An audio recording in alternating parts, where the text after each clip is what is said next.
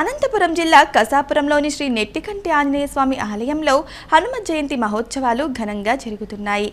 ఉత్సవాల్లో భాగంగా స్వామివారికి విశేష పూజలు నిర్వహించారు.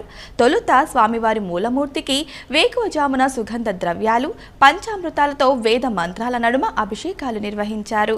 అనంతరం శ్రీగంధంతో స్వామివారి మూలమూర్తిని ప్రత్యేకంగా అలంకరించి భక్తులకు దర్శన భాగ్యం కల్పించారు.